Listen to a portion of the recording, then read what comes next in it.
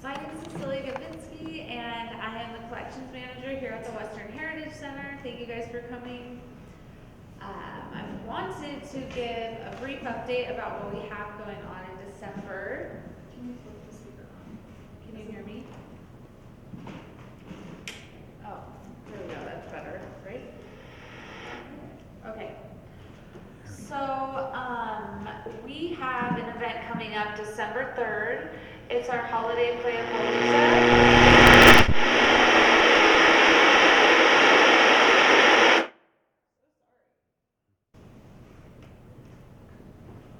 Try that one more time. Nope. I can just project my There we go. Can you hear it? Hello? I'm not gonna worry about it. Okay, I'm just gonna project my voice. Okay. Are you guys okay? All right. So we have a holiday event coming up December 3rd. It's the day after the Christmas stroll. There's a lot of stuff going on in town. It should be super fun. Our holiday play-a-palooza is a free event for families. We have Santa Claus, face painters, snacks, traditional games. It's going to be a fun event for everybody, so we would like you to join us. It's from 10 to 2 o'clock on that Saturday, so bring your kiddos down and we'll have a great time. I'm here to introduce my coworker, Lauren Hunley. Lauren E. Hunley has spent nearly 20 years in the museum field, earning her Master's of Arts in Learning and Visitor Services in Museums and Galleries through Leicester University in England. She's worked for both small museums and National Museum Service organizations.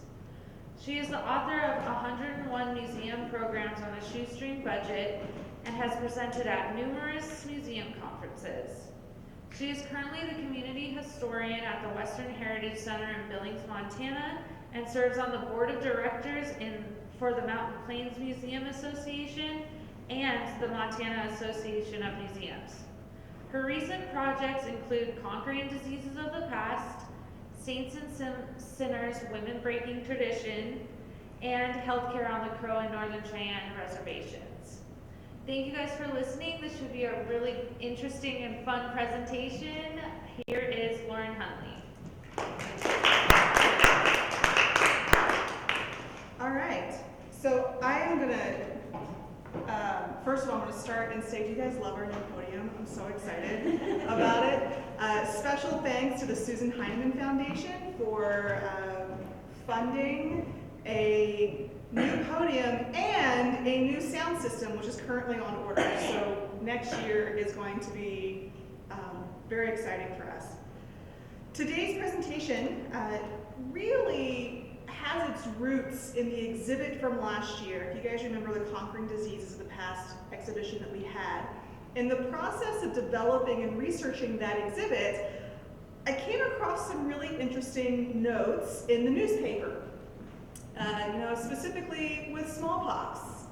If you have smallpox, the newspaper printed an article saying if you use a combination of talc, zinc, and glycerin, it will cure you of your smallpox. Now, of course, today we chuckle at that, right? But it really struck me with this concept that people used these remedies. They believed wholeheartedly in them. And it really made me think about and consider the fact that that we call these sham medicines today. Snake oil today is synonymous with hucksters and con artists and scam artists. But the only reason they were successful is because people sincerely believed in the benefits that they had. So if you were to wake up in 1870 Montana, you could face any one of these conditions in your day, especially if you were a woman. Now, some of them look a little familiar, right? Rheumatism, arthritis, might have a bad tooth. Some of them, thank goodness, by the wonders of science, we really don't have to worry about as much anymore. Smallpox, typhoid fever. There are also others that are very specific to the time context. Female hysteria. It's always a fun one. Sometimes I wish I had that excuse. Food poisoning, which was actually called summer complaint because people would get it very often in the summer with the inability to preserve food for long time frames. So if you were to wake up and you had any of these conditions, 1870 Montana, your first reaction is, see how long it's going to hang around. See if you know what it is, and then you're going to go see a physician. For most physicians of the time period, they would sometimes have an office space, but a lot of times they would travel around, do house calls, go to where the patients were, which meant they had to carry their apothecary with them. Most of these physicians would mix their own drug remedies, their own medications, based specifically on patient needs. So if one patient needed a little bit higher dose of something than another patient, he could mix that to order. His goal, for the most part, was really patient care, really looking at and wanting to provide whatever is necessary for the patients under his care. He was rarely in it to make money, especially in Montana. He was here for the people of his community. We can see oftentimes when we think about traveling physicians, we'll think about the doctor's bag. 1870s, it was a little bit bigger than that. We can see an example here of a full medical trunk that he could take. It unfolded into an exam table. He had apothecary drawers, vials, medicines, and then second to the slide is a partial list of a drug order from a physician in Browning, Montana in 1874. And it has everything from goggles to mercurial ointments. And so he has to order all of the individual pieces, all of the individual ingredients that he can then put together to create the medicines necessary. As more people are moving into Montana, and as the population across the United States continues to grow, we see more and more druggists, drugstores, pharmacies cropping up. And this follows along the lines of a more standardized formulaic approach to medicine. Instead of having a physician do an individual mixture for each patient, instead the physician can send you with a prescription to the drugstore and you can buy something off the shelf. In the early times when we're looking here at Colson and the Shannon and Hall drugstore, they probably mixed some of their own medicines largely based on local botanicals. But with the coming of the railroad makes it possible for large bulk orders of drugs to be shipped across the United States. And so we see drugstores moving away from individually mixed medicines and more towards boxed bulk order bottles. This also correlates with a massive spike in the industrial production of medication. More and more industry, more and more factories, especially back east, are able to produce these bottles in bulk in higher numbers, ship them across the country, which drives down market prices, and it also really shifts that medicine as help for patient more into medicine as commodity. Now this is something we can make money off of. And these drugs are really following along with the quote-unquote advancements in medical understanding. The more physicians and scientists understood how disease happened in the body, the more that they were able to prescribe and develop new medications to address these. Now some of them are a little ludicrous. Others are really starting to touch on plausible scientific understandings that we have today. Prime example, so we have things like bodily humors. This is a medieval understanding that everybody's body has different types of bile, and you have to keep the bile in balance, and if one piece gets out of balance, you get sick, so you have to do something to bring it back into balance. Even though the humor theory was disproven in the 1850s, physicians still used it as a basis for medicine and for medical understandings and diagnosis.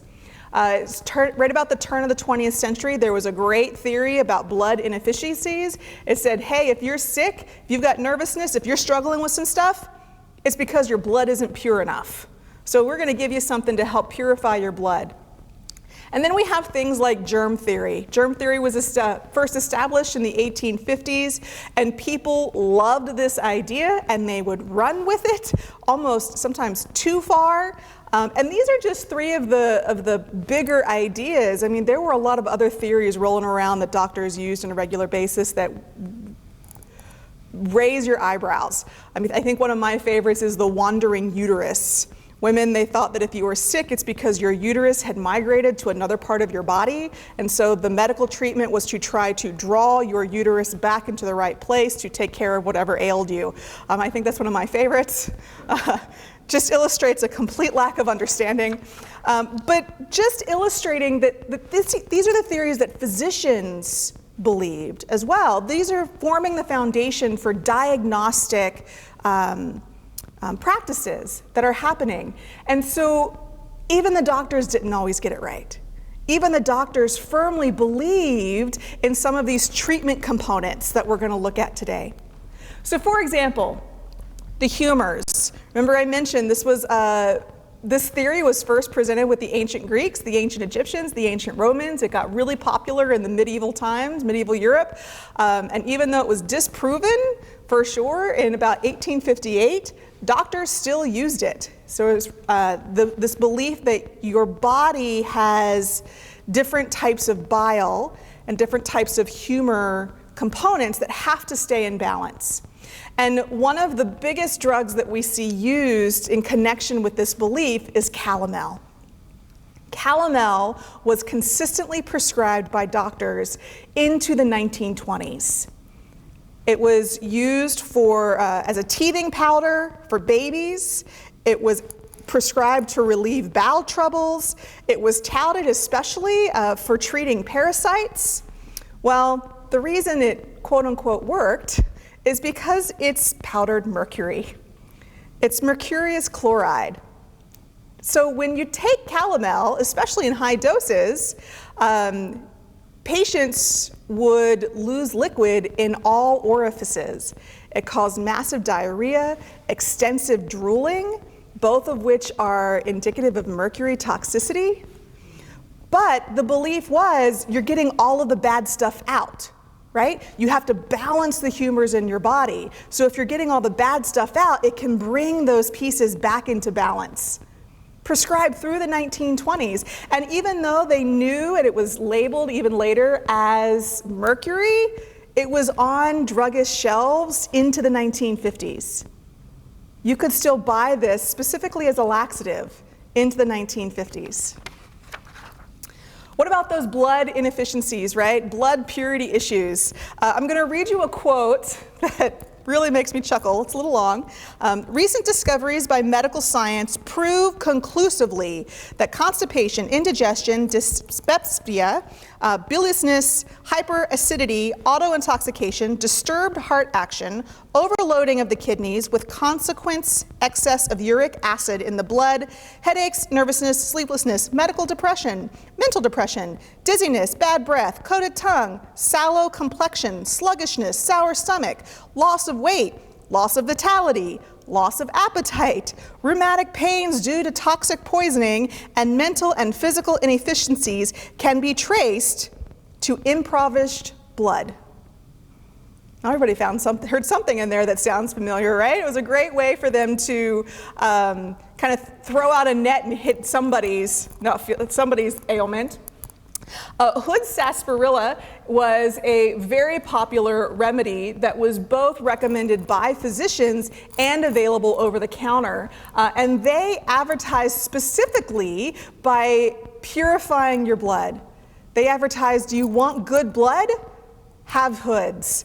One of their lines said, for the troubles peculiar to women at change of season, climate, or life, or resulting from hard work, nervousness, and impure blood, thousands have found relief and cure in Hood's sarsaparilla, the one true blood purifier. Now, Hood's advertised itself as carefully prepared from sarsaparilla, dandelion, mandrake, dock, and juniper berries. But when you really analyzed it, it was over 20% alcohol. So of course it helped you feel better, right? But again, doctors are prescribing this. Doctors have the sincere belief that this is what's going to help you based on this understanding. We're also going to look at germ theory. Now today, germ theory, we know it's accurate. We know that there are microscopic organisms that affect our health, both for the benefit and negatively, right? But sometimes physicians would describe or blame germs for conditions that had nothing to do with germs. This is actually DuPont Newbrough, who was a Butte, Montana physician and druggist. He founded the Newbrough Drug Company in 1896 in Butte. Interestingly enough, he was also the founder and first president of the Montana Pharmaceutical Association. So this guy's like on the level. This is somebody that would really have the trust and respect of his community. He believed that dandruff and hair loss was a result of germs. And so he created a medicine, a remedy called herbicide to kill the dandruff germ. He founded it out of Butte, Montana, used it and sold it for years, and it became incredibly popular across the country. By 1902, he's able to move production from Butte to Michigan as a larger plant and takes it international. Herbicide was actually on the counters through the 1950s, and his slogan, his jingle, "Too late for herbicide," was very common and even on TV commercials almost into the 60s. So if anybody's familiar with herbicide, no, it comes out of Butte. It comes out of Montana, right? Well, guess what? If a doctor has tried all of these things and nothing works, he doesn't know what caused it. So a lot of physicians just fell back on the rest and recovery concept. Well, we don't know what it is, so just rest and your body will take care of it. If you were able, a lot of physicians would recommend rest and recovery at a private sanitarium. So you would check yourself into, or your family would check you into a private hospital. It's usually isolated somewhere outside of town, so that you could just spend time outdoors, sleep all you needed to, take time off. And a lot of these private sanitariums would focus in on proprietary treatments. The Keeley Institute was one of these private sanitariums. They operated over 60 sanitariums across the United States, 2 of which were here in Montana. One was in Great Falls, one was in Butte. Actually, we're going to see that Butte and Great Falls really line up with a lot of these treatment plans. The Keeley Institute focused on people struggling with addiction. They were focused on alcohol addiction, tobacco, and even opium. And they encouraged people, check into the sanitarium, we'll help you rest, we'll help you recover, and oh, by the way, we will also provide a proprietary treatment 4 times a day. This proprietary treatment was called the Keeley double chloride of gold. They said, hey, gold is really popular, gold is really important. We use gold to cure your body. Well, when we look at their proprietary treatment, yes, it has trace amounts of gold, but it is also morphine, cannabis, cocaine, willow bark extracts, and alcohol. Some of those samples even had trace amounts of strychnine and atropine. So you were just trading one addiction for another. But again, physicians believe that they were encouraging you to do the right thing, right? There was a sincere belief that the physician was sending you in the right direction. I mean, why else would you submit yourself to some of these conditions, right? But not everybody can afford a physician, not everybody can afford a sanitarium for sure, right? Those sanitariums are not cheap. We have issues of accessibility. A lot of people lived in rural communities. They were completely separated from access to a physician or even access to a trusted physician. There is a massive distrust for a lot of physicians across the country. We see this with communities of color and marginalized communities who don't believe or they don't appreciate the way that a lot of these physicians used those communities. There are many physicians who admitted to using communities of color and marginalized communities as test subjects for their own medical theories. And then of course there's the issue of affordability, right? Who can afford a doctor, especially if you have a large family? This aligns with a lot of advertisers trying to discredit physicians and trying to encourage people to take individual responsibility for their own health and their own health decisions. One advertiser says, whatever the disease and whatever the purported cure, the layman should be able to exercise his own scientific judgment in drug purchasing decisions. So there's this pushed belief that, okay, the doctor says this, but shouldn't you have a say? Shouldn't you be able to choose for yourself what you're going to do? And we see a rise, a spike in the purchase of at-home medical journals and at-home medical instruction manuals like you see advertised here. So people are purchasing books like this to keep at home. One, especially if you live in an isolated area, if something happens and the doctor's not available, you've got to be able to take care of it yourself. But two, they kind of want to do their own research. That may or may not sound familiar for some of us. And so this opens up the door, it opens up the opportunity for patent medicines.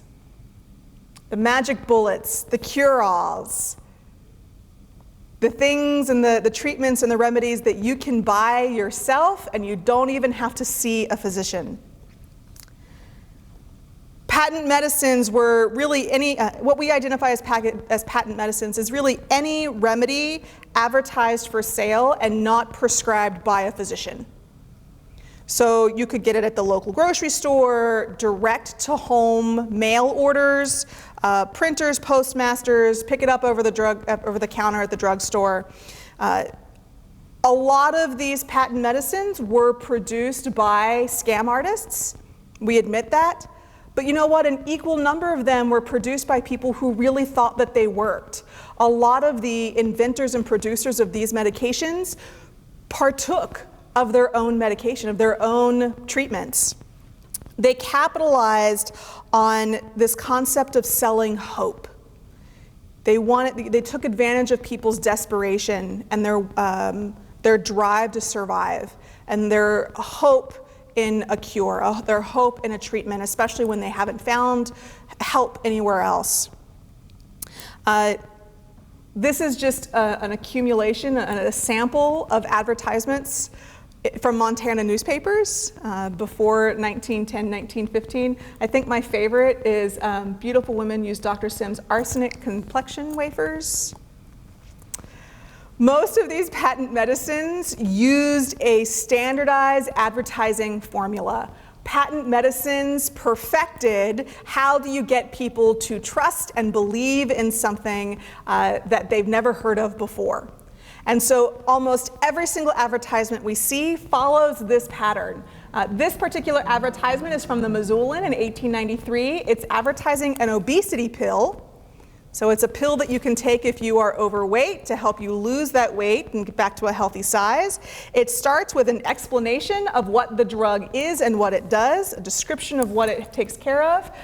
The Leverett obesity pills are the only pills which gradually reduce the weight and measurement without causing the patient any inconvenience, such as constipation, headache, and nausea. They act by absorption and cleanse the system of all its impurities. Sounds familiar to the blood impurity that we were talking about earlier, right? It then uses a confusing mix of scientific jargon and scientific explanations that may or may not be true, followed up by testimonials that may or may not relate to this drug, and then putting it together with, if this sounds good to you, here's how you can get your own version, your own drug. This particular pill contained mostly dried and powdered thyroid glands from pigs and cows. So you'd be taking powdered cow thyroid. Yes, it boosts your hormones, which could boost your metabolism, but it also often led to hyperthyroidism. A lot of the obesity pills on the market at the turn of the century also had dinotrophenol, did not say that correctly, which increased metabolism, but it's the same ingredient used in explosives. It was a carcinogen, and it rapidly increased body temperature. In fact, if you overdosed, if you took too much of it, it could literally cook you to death. Other side effects included rash, loss of taste, and blindness. But hey, you can take the pill and it'll reduce your weight and size without inconvenience. These advertisements are everywhere. The drug companies recognize that we need to get these out in front of people. And again, the railroad, dependable shipping lines means that they can push this across the country. It doesn't matter if the factory is in Pennsylvania, because people from Idaho and Iowa and Utah can still purchase the drug and have it shipped to their home. This is a single column in the Independent Record out of Helena in 1890. In it, we see an advertisement for female pills. That's what they're called, by the way, female pills. Aphrodentine here for men. We have more arsenic complexion wafers. By the way, those wafers, the advertisements are like, yes, arsenic is bad for you in large doses, but if you take it in small enough doses, it will improve your complexion. Arsenic toxicity actually causes puffiness of the face, and it helps you pale out, both of which were considered the pristine beauty trend of the time period. So yes, arsenic wafers, ladies, gave you exactly the complexion you wanted because it was poisoning you. We also see multiple advertisements for electric belts and another advertisement for penny royal pills. A single ad, this is a single column in a single newspaper. All of these options. The wide availability of these patent medicines would give customers a false sense that they were managing and taking care of their own health. And people, whether by their body's natural ability to address some of these medications, or because some of the additives in these drugs made them feel good, there was the false belief that these medications worked, that the drugs worked. And the more that you believe that they work, the more that you're going to use it. And how dare somebody else look at you and say, it's a crock, it doesn't work, because you have your own personal testimonial. No, I've seen it. It works for me. As more and more companies and more drugs enter the fray, it drives prices down, which means even dry goods stores can start selling drugs. It doesn't just have to be a druggist or a drugstore. Market growth created massive competition, encouraging new formulas. Between 1867 and 1900, manufacturing output of patent medicines more than tripled in that 30-year period. That's more than double the rate of population. In 1905, the Druggist Circular, which was the catalog that a lot of drugstores and dry goods stores used to purchase their medicines. In 1905, the circular listed 28,000 patent medicines available for purchase. The following year, 1906, the same catalog had over 50,000 separate patent medicines available on the market. That's a lot. That's a lot of medicine that's available for purchase anywhere in the country. By 1912, the patent medicine industry was valued at over $110 million. That's unadjusted for inflation.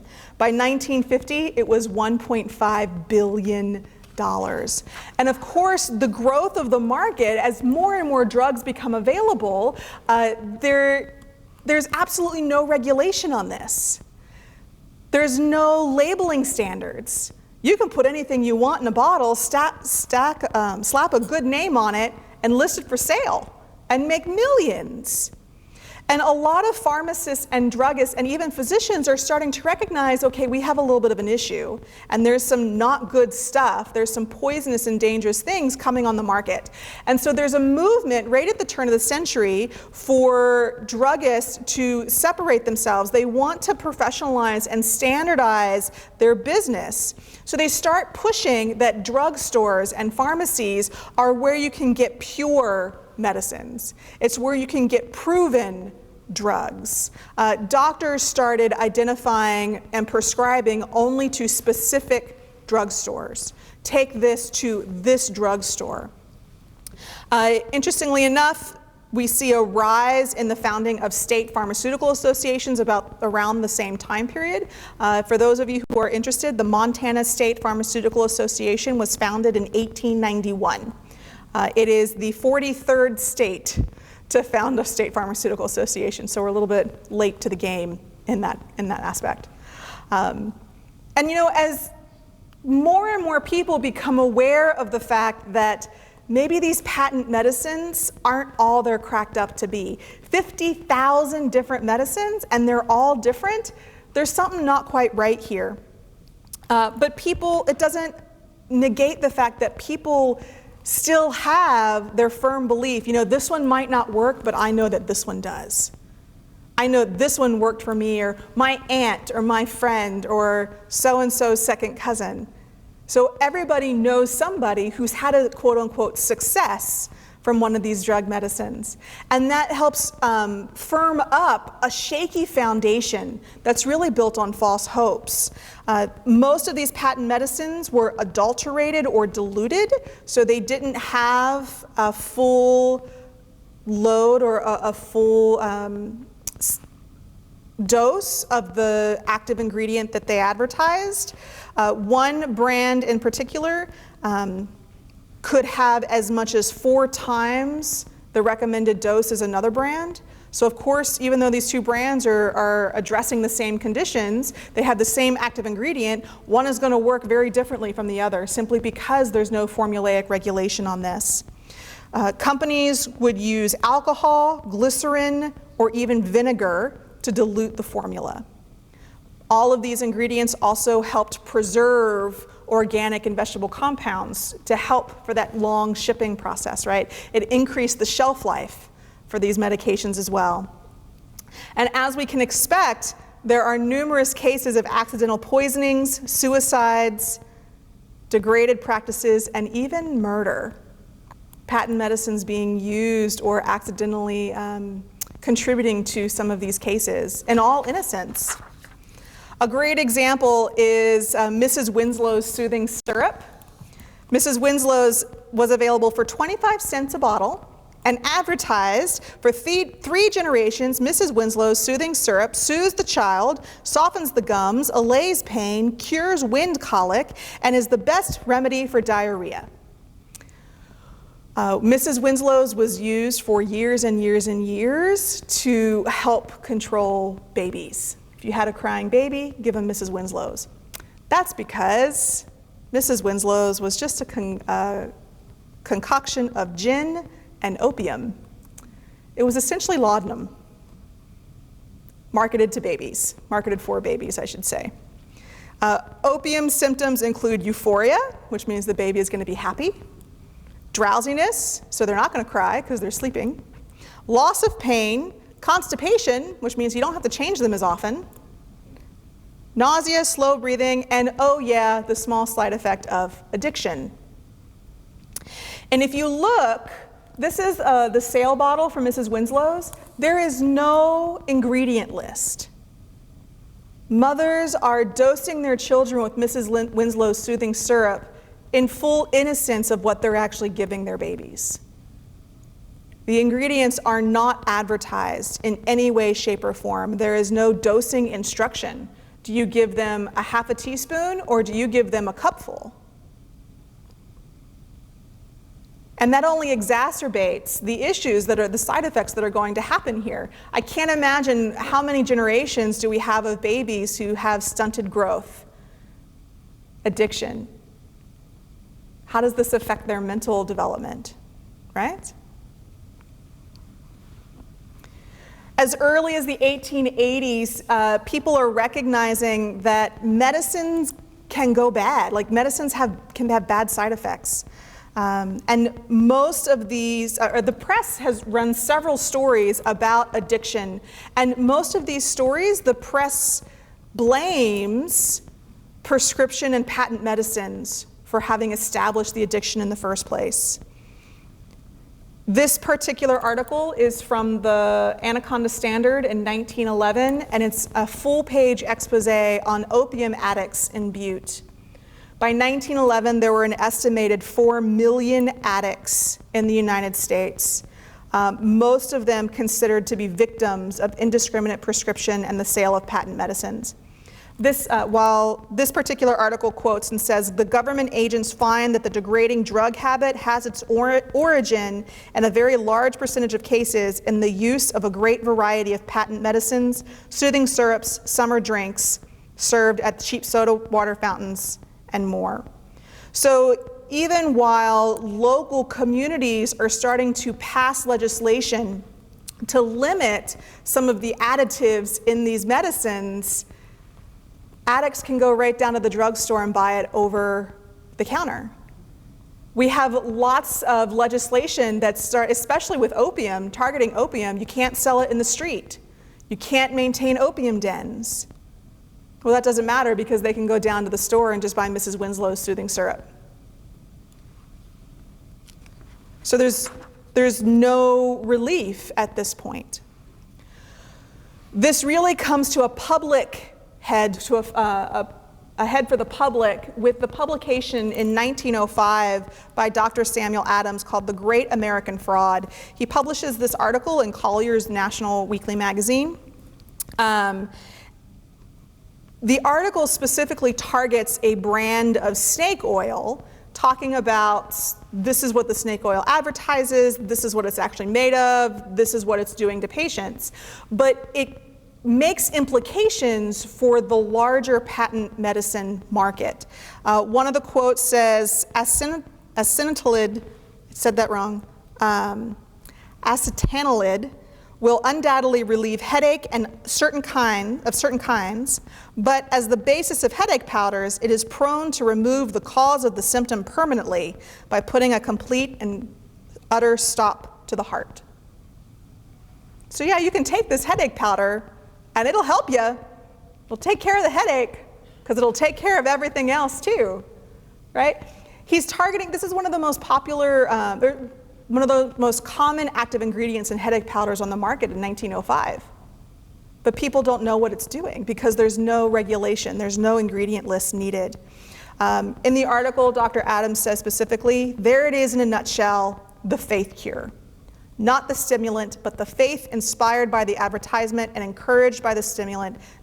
The stimulant does the work, or at least it seems to.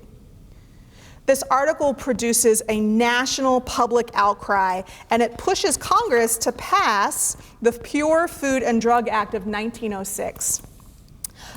This act prevented the sale, manufacture, or transportation of adulterated or misbranded poisonous or deleterious food, drugs, medicines, and liquors.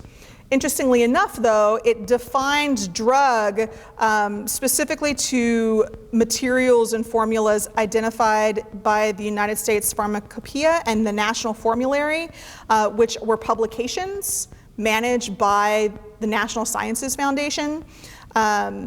It does not include cosmetics.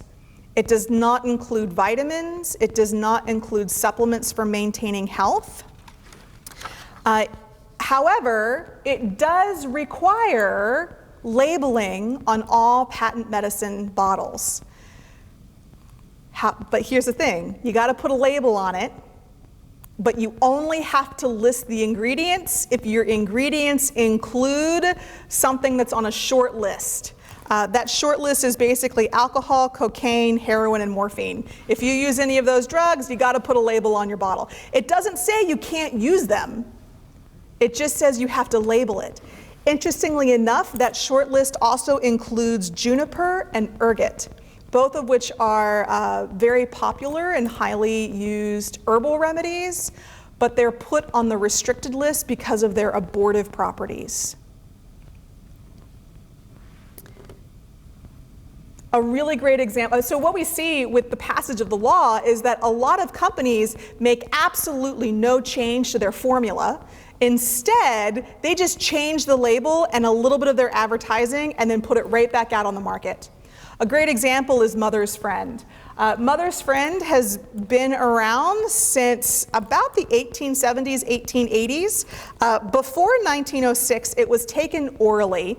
And I'm going to read to you the advertisement from a pre-1906 text. It's a little bit long, but bear with me, please. To allay and cure morning sickness, this much dreaded affection, we confidently advise the free application of Mother's Friend.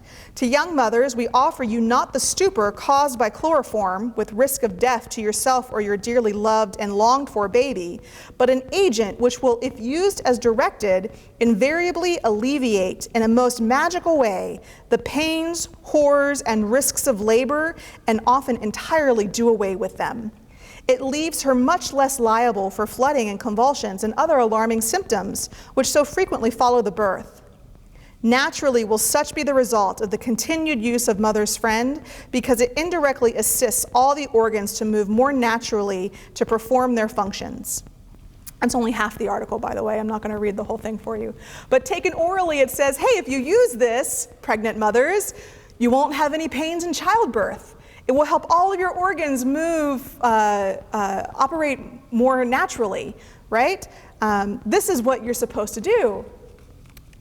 However, because of the 1906 misbranding laws, now they have to label what the drug does and how you're supposed to take it. And if you don't put exactly on the label exactly how it works or what it's supposed to do, you can be charged with misbranding. In 1909, Mother's Friend shipments, the federal government seized shipments of Mother's Friend, and they were prosecuted under misbranding for market claims. And so instead of changing the formula, they just changed how you were supposed to take it. Instead of taking it orally, now you applied it topically. You just rubbed it on like a lotion. And by 1910, they advertised that all internal medicines harmed women during labor, which is very interesting because before 1906, they were saying, this is what you're supposed to take. Now they're like, don't take anything, only use Mother's Friends. By 1914, they're advertising specifically to apply externally to the abdominal muscles. Its purpose is to relieve the undue tension upon the cords and ligaments resulting from muscular expansion. This is because Mother's Friend is simply glycerin and a little bit of soap. So this is what they were selling women before 1906 to take orally to get rid of birth, so they didn't have any birthing pains. After 1906, when it was recognized, oh, hey, it doesn't do that, you got to change your brand. They didn't change their formula at all. All they did is change how you're supposed to take it. And oh, by the way, ladies, you can still buy Mother's Friend today, largely unchanged. Although it is a little pricey. While the 1906 law really makes great strides in helping to regulate and start putting some limitations on the patent medicine industry, there's still a good number of limitations. For one, the law required the Bureau of Chemistry, which was the Federal Oversight Committee, it required the Bureau of Chemistry to prove intent to defraud in order to seize shipments. So it put the burden of proof on the federal government as to why medicines couldn't be sold. When there was an issue, most of the drugs could only be charged for misbranding. If you used a little bit of a poison and you didn't put poison on your label, it didn't mean you couldn't still sell it to people. It just meant you got a little minor fine because your label was incorrect. So there's still some issues going along here. a lot of smaller communities and states tried to pass laws to help plug these holes. By 1912, Butte passes an anti-narcotics distribution law, which limited narcotic distribution to licensed physicians, dentists, and veterinarians. Again, still made the drugs available, but not as much over the counter. By 1914, the Harrison Narcotic Act restricted all over-the-counter narcotics, including heroin, opium, and morphine, and cocaine. For a lot of people, when they think about over-the-counter cocaine, the first thing they think of is Coca-Cola, right? When Coke was first established in the 1870s, it was marketed as the ideal brain tonic. When it changed hands in the 1880s, the new owner started to quietly and slowly change the formula. So by 1903, Coca-Cola was being sold without any addictive or narcotic components. However, here we can see the Anaconda Standard. Toll-in companies in Anaconda was still selling that adulterated Coca-Cola. So we did have some narcotics-laced Coca-Cola sold in Montana for a very brief period. At least, but by 1914, that narcotic distribution as patent medicine is completely outlawed across the country. One of the really important components of that 1914 legislation is that it separates the use and identity of people using these narcotics as patients and degraded criminal use. So it separates doctor-prescribed narcotic use from criminal addict addiction use, recreational use. However, business continues. Surprise, surprise, when you have a multi-billion-dollar business going on, it's going to take more than just a little drug or a little law to put a stop to that, right? By 1916, it's estimated that over 50% of the patent medicines in the country were declined sale by the Bureau of Chemistry. So off-brands, it just shifts how people start thinking about it. So they're saying, oh, well, if our drug won't work, we're just going to take another drug that's already been approved, and we're going to create an off-brand version of it. And we're going to market it with a label as close to the approved version as possible, and see if we can just slide past it that way. And so we see advertisers really starting to identify and to push and highlight, hey, you gotta watch out for the off-brand because they're not us, and they can be really dangerous. This advertisement is from 1919. Don't buy aspirin in a pill box. It says here, genuine American-owned Bayer tablets aspirin have been provided safe for millions. Don't forget the Bayer Cross is your only prevention against dangerous counterfeits. Buy the Bayer Cross. And you have, this is a 1920s Bayer aspirin pill tin marked genuine. So they really want to make sure that you get the right thing. Now, again, sincere belief that these things are working, but they also got to protect their bottom dollar too. Right, they got to protect their bottom line. However, there are a lot of adulterated and dangerous medications on the market, and in 1937, there's still printing poison treatments in the newspaper. If you get poisoned by a drug, here's what you got to do. All right, we're going to keep going. This does open the door for other therapeutic treatments, not necessarily patent drugs. We're talking patent equipment. Things like using electric was a really popular thing to do. Electric hairbrushes, electric belts. Those electric belts would use little electrodes that you could stick all over your body, and it was believed the electricity would help boost natural body functions. They were really popular for men with impotence, by the way, those little electrodes. You could do, women don't laugh because we had the electric corset. This particular corset was available for purchase in Butte. Wanted every woman in Butte who suffers from rheumatism, indigestion, weak or lame back to wear Dr. Scott's electric corset, the only health corset on the market. They prevent as well as cure all forms of disease.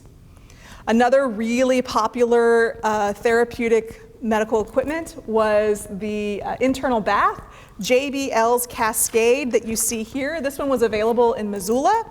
Internal baths were advertised to cleanse the lower intestine the entire length. It removes all poisonous waste matter therein and keeps it as clean and pure as nature demands it shall be for perfect health. The Cascade was basically a hot water bottle with a tube. You'd insert the tube below, sit down, and it would flush your intestines with warm water. It was basically a hot water enema. Even though enemas were disproven as medical cures, internal baths were advertised as the key to eternal health well into the 1950s.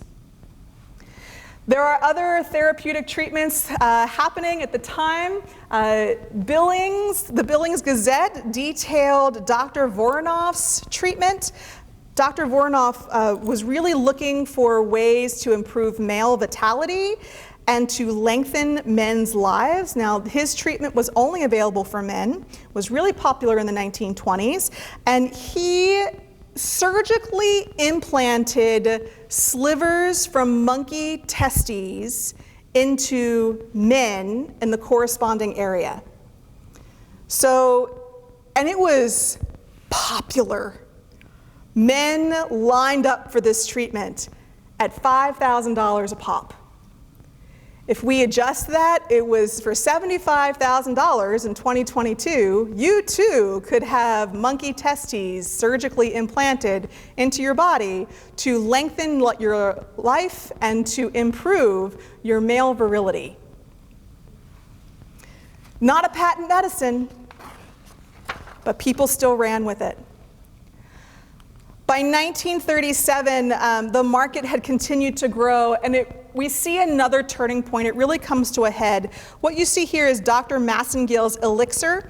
It was advertised for anti-infections. They didn't really have the term antibiotic at the time. He couldn't use that term, but it was a really, really popular medicine. In 1937, over 100 deaths were traced to a shipment of this drug. It included a high number of young children like Joan Nidfer of Tulsa, Oklahoma, who you see here. Joan's mother wrote an open letter to her congressional representative that was printed in newspapers across the country. And it pushes it really highlights the limitations from that 1906 law. And it pushes for Congress to pass the Food and Drug Cosmetic Act of 1938. The biggest differences, the biggest adjustments that this law makes is that it includes cosmetics, supplements, and other treatments that, quote, affect the structure or function of the body. They add that little phrase to that definition of drug so that it applies to more than just patent medicines. It also requires labeling all ingredients, not just those on a may or may not be dangerous list. It requires manufacturers to report clinical and non-clinical experiments associated with their drug, and it requires manufacturers to present a plan for practice.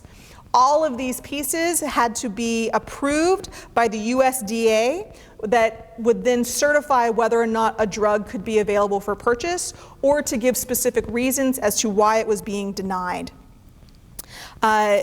This law also tangentially affected some medical instruments and any new drug that needed to be approved by the FDA.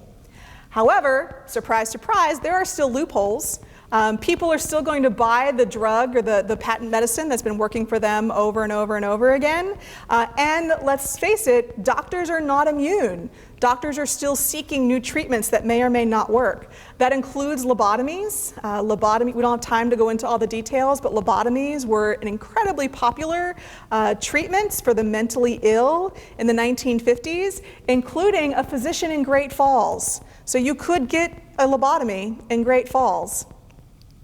We also see a lot of health equipment on the market at this time. These are not advertised as supplements. They're not advertised to cure anything. They're just advertised to keep you healthy. Radium was really popular for this, and Billings had a representative that would sell the radium ore Revigator. This particular jug that you see was a water jug lined with radium. So you would just fill it up with water, it would irradiate the water, and then you could just get your glass and you drink radium. It's perfect, drink irradiated water. Unfortunately, it was slowly poisoning people with 5 times the recommended safe radium concentration in your water. Who knew, right? Interestingly enough, though radium was recognized as having influence on cancer treatment as early as 1914. So we still see these things that we laugh about and we joke about, and how on earth can they believe that that worked? But there's little nuggets of truth in there too, right? And when we recognize those little nuggets of truth, we can have a little better understanding about why people so firmly believed in the benefits of these treatments. Even with the passage of the 1938 law, it makes great strides, but it doesn't take care of the problem. It's important to note that no patent medicine sold between 1890 and 1950 showed significant treatment in assessing and treating any disease for which it was advertised. When we go back and analyze them, none of them worked. Most of them were simply trading one symptom for addiction. Still, by 1950, patent medicine was a $500 million industry, preying on the desperation and sincere belief of its patients. But the FDA only had 272 inspectors. So you have less than 300 people responsible for regulating and inspecting a $500 million industry. This article that you see here was printed in the Montana Standard in 1956, and it, quote, is saying, "This growing menace is the legion of charlatans and medical quacks who peddle phony uranium blankets, cosmic ray lockets, atomic health machines, and a host of other devices labeled as surefire remedies from everything from black widow spider bites to cancer." It goes on to say, "Quackery kills untold numbers of Americans every day." We see patent medicines continuing to be on the market, continuing to be available over the counter at drugstores, including ones like Catechol that you see here. It was touted for stomach ailments, but when you look at it, it was almost 30% alcohol. It had an ingredient list, it was just printed really, really small on the back. So even though we have all of these issues with the patent medicine industry, the drive to improve these treatments is ultimately what leads to current medical standards that we have today. The Pure Food and Drug Act of 1906 was intended to crack down on false advertising and the misbranding and identifying the poisons that were being used. That law was expanded in 1938, I mean. 1906 really laid the foundation for the Bureau of Chemistry, which became the Food and Drug Administration in 1930, which pushed for the cosmetic law of 1938.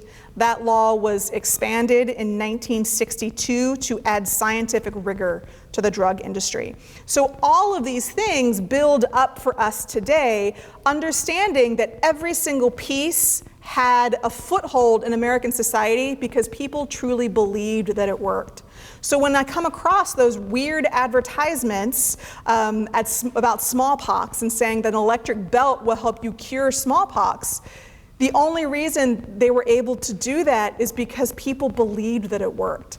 And I'm sure every single one of us today knows of a drug or a treatment that people firmly believe, sincerely believe works, even though there might be a little bit of a questionable scientific foundation to that. So I thank you guys for joining me, as always. I always love sharing the research that we're doing with our audience. So I will open the floor to any questions that you might have about this presentation. Thank you very much. Any questions? Yes, sir. Just, I mean, maybe it's my own prejudice, so did you get a sense in looking at all those advertisements where there are preponderance directed to females? I'm thinking of the one ad for losing weight, and it quoted the man, "My wife lost 45 pounds." Yes. Didn't say anything about what she thought. Yes. He was happy. A lot of patent medicines were targeted less about actual disease and more about daily struggles, weight, complexion, so they really played to the expectation that women are more vain and should care about this more. We also see women were the responsibility, or had the responsibility of the house. So who is it that's going to go out and buy the drugs that we're going to need on a regular basis? It's going to be the woman. There's also, I mentioned very briefly, the distrust of physicians. At the time, there was a massive, you didn't want to have to share overly personal stuff with a doctor, especially for a woman, a female patient with a male physician sharing very private things. And so you see a lot of women taking their own health to patent medicines. A lot of those female pills are advertising regularity, they're advertising menstrual help, and they're even, especially at the turn of the century, with a lot of abortive and reproductive processes and treatments being illegal, you see a lot of women looking to patent medicines in order to take control of those decisions privately, rather than having to go through a male physician of the man. So you do see a lot of the advertisements targeting specifically women for a variety of reasons. Looking at patent medicines targeting women is a very interesting amendment or appendix to this discussion for sure. Yes, sir. Well, what year did they start having the medical books to hand them out to them, for them to treat themselves? Those were available all the way back before the American Civil War, but we don't see them, we see the spike in purchases starting about 1870 and 1880. People could purchase an at-home medical journal or at-home medical book that had things like, if you get poison ivy, what do you do? If you break your arm when you fall off your horse, how do you splint it long enough to get the doctor there? But with direct-to-home shipping, direct-to-home mailing, expanded shipping lines, and the desire to move away from physicians, that really spikes in the 1880s, and that's when you see the spike in those medical journals being published. Had it been older in Europe? Had they been doing it longer? Oh, for sure. Yeah. Oh, for sure. Absolutely. Any other questions? All right. Yes, sir. Was there any notable or successful either individual or collective litigation against any of these No. purveyors or manufacturers? No. The Dr. Messingill's elixir that was responsible for 107 deaths, under the 1906 law, he was charged with mislabeling and fined $16. If we adjust that for inflation, he was fined about $330 in today's money, because the only law that he broke was, the only law that they could stick on him is the fact that he called it an elixir, and elixirs by definition use alcohol, whereas he was using glycerin, and he was using the same quality glycerin they used in explosives. And because he called it an elixir but he wasn't using alcohol, he was charged with misbranding and fined $16. So because of the limitations of the law, there were really no successful litigation movements until much, much later. Any other questions? All right. Well, thank you guys very, very much. We appreciate you coming in.